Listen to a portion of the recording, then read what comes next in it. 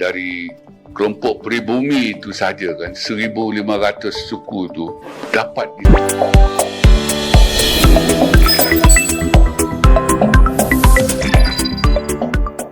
Assalamualaikum warahmatullahi wabarakatuh. Halo teman-teman, jumpa lagi di Aryan M Channel. Oke, buat teman-teman yang klik video ini, seperti biasanya saya harapkan mudah-mudahan teman-teman masih dalam kondisi sehat walafiat, dan jangan lupa dukung channel ini dengan cara like juga subscribe. Baik, di kesempatan kali ini saya akan ajak teman-teman untuk melihat satu pernyataan dari Profesor Malaysia yang mengakui kehebatan Indonesia yang bisa menyatukan 1.500 suku yang ada di Indonesia. Oke, seperti apa videonya? Sebelum kita berkomentar, kita akan lihat dulu.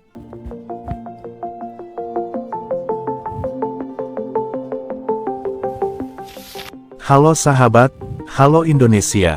Bagi bangsa Indonesia, Pancasila merupakan suatu nilai yang memberikan dasar-dasar yang bersifat fundamental dan universal, baik dalam hidup bermasyarakat, berbangsa, dan bernegara. Dengan begitu, Pancasila dijadikan pedoman pada generasi muda untuk tetap menjalankan dan mengamalkan nilai-nilai Pancasila. Di Indonesia, nilai Pancasila sudah diperkenalkan dan wajib diterapkan sejak usia masa sekolah. Terdapat 6 karakter dalam profil pelajar Pancasila, yaitu beriman dan bertakwa kepada Tuhan Yang Maha Esa, dan berakhlak mulia, berkebinekaan global, bergotong royong, kreatif, bernalar kritis dan mandiri. Namun berbeda dari narasi yang diungkapkan oleh pakar bahasa Malaysia yakni Prof. Dr. Teo Koseong berikut yang mengatakan bahwa rukun negara yang dimiliki Malaysia hanya sekedar simbolis saja. Mari kita simak cuplikannya. Itulah istilah yang digunakan pakai dalam perlembagaan persekutuan kita. Apabila kita sebut tentang bahasa kebangsaan kita, namanya ialah bahasa Melayu. Itu pada perkara 152. Perlembagaan persekutuan. Bahasa Melayu adalah bahasa negara kita, berperanan sebagai bahasa kebangsaan dan juga bahasa rasmi. Istilah bahasa Malaysia ini datang kemudian sebagai satu cara untuk mempertingkatkan perpaduan, dan kita pinjam dari Indonesia. Indonesia mengambil bahasa Melayu, mengangkat bahasa Melayu sebagai bahasa negara dengan memberi nama nasional bahasa Indonesia, dan kita dapat lihat cara itu berjaya sekali.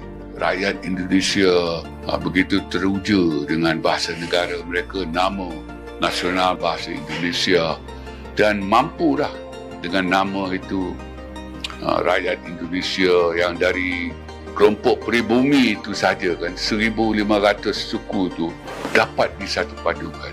Jadi kita fikir itu caranya. Maka selepas urusan kaum 13 Mei, kita memberi nama bahasa Melayu itu bahasa Malaysia. Tetapi kita tidak ada ubah dari segi perlembagaan. Maknanya nama itu kita angkat untuk tujuan sosiopolitik sajalah, untuk menjadi wadah yang kononnya lebih mesra lah kepada yang bukan Melayu, untuk mendakap bahasa Melayu itu sebagai bahasa negara mereka bangga. Tapi sayangnya dengan nama sedemikian kan, makna nama nasional lah bahasa Malaysia itu, penerimaannya pun tak seberapa lah. Maknanya ialah kalau waktu tu kita tanya orang bukan Melayu, pemimpin Cina dan sebagainya, mereka mengalu-alukan penamaan itu. Baguslah, ini bahasa kita semualah rakyat Malaysia. Dan sepatutnya nama bahasa Malaysia itu boleh mempertingkatkan kebanggaan terhadap bahasa Melayu itulah. Tetapi sayangnya dia tinggal nama sajalah.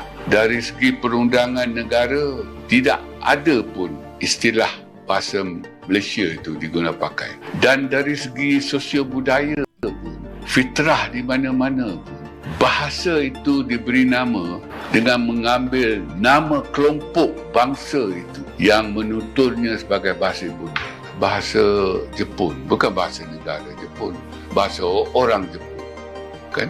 Walaupun kita kata bahasa Indonesia itu, kalau dalam bahasa Inggeris, dia tak panggil Indonesia language, Indonesian. Bila ada Indonesian, itu orang lah. Dan kalau kita guna bahasa Malaysia, Nama Inggerisnya Malaysian, bukan Malaysia language. Contoh bahasa Inggeris kan, dituturkan di Australia, dia tak bagi pun nama bahasa Australia kan, bahasa kelompok asal-usul di Inggeris. Bahasa Inggeris dituturkan di Kanada pun bukan bahasa Kanada, bahasa Inggeris. Dia mula di England kan, orang Inggeris. Pergi ke Amerika pun English juga. Dialah dia American English lah, dia lain daripada British English. Jadi kita banyak benda kita gagal. Maknanya kita mengambil rukun negara kita pun dari Indonesia juga, iaitu Pancasila mereka kan. Dan Pancasila di sana begitu berjaya. Kita di sini tak berjaya. Berjaya pada tahap awal saja. Ingat 5 prinsip itu. Tahap ingat saja. Hafal saja. Sepatutnya kerajaan kita langkah daripada hafal ingat itu kepada faham. Kita harus memahamkan rakyat, anak-anak di sekolah itu tentang makna setiap prinsip itu, rukun negara sebagai keseluruhannya, dan sekarang diangkat 5 cita-cita negara itu. Lepas faham, kita nak angkat nilai aman. Jadi kita berhenti pada tahap hafal dan ingat. Yang itu kita handalkan. Hafal 5 prinsip dari sekolah rendah sampai tua pun masih ingat lagi. Jadi entahlah, di Malaysia ni banyak perkara yang baik tetapi tak ke mana sebab kita lemah dari segi pelaksanaan. Kita hangat-hangat mula-mula memang kita hebat. Lepas itu kita tersasar. Begitulah realita bahasa Melayu di Malaysia. Dalam video tersebut pakar studi etnis Malaysia dengan jelas menyatakan bahwa mereka telah gagal bahkan telah tersesat untuk menggunakan bahasa Melayu dalam menyatukan masyarakat multiras negeri itu.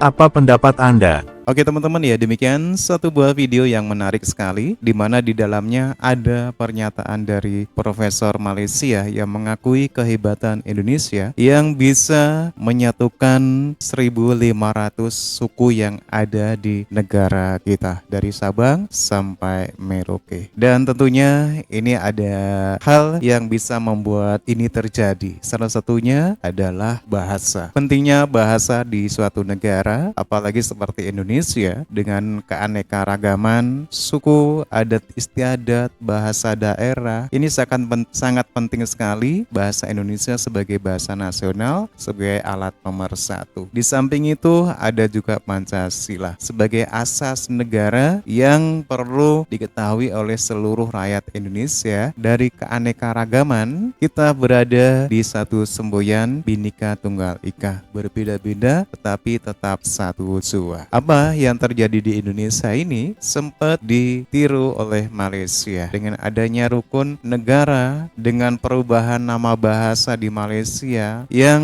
menamai bahasa nasionalnya semula itu bahasa Melayu berganti dengan bahasa Malaysia. Ternyata semua yang ditiru dari Indonesia itu tidak satu pun berhasil. Rukun negara, bagaimana penghayatan, pengamalan dari rukun negara di Malaysia tidak seperti yang diharapkan, hanya sebatas penghafalan saja. Demikian juga bahasa. Oke teman-teman ya, demikian satu buah video yang menarik sekali. Menurut teman-teman gimana? Silahkan teman-teman bisa berkomentar. Jangan lupa dukung channel ini dengan cara like juga subscribe. Terima kasih. Wassalamualaikum warahmatullahi wabarakatuh.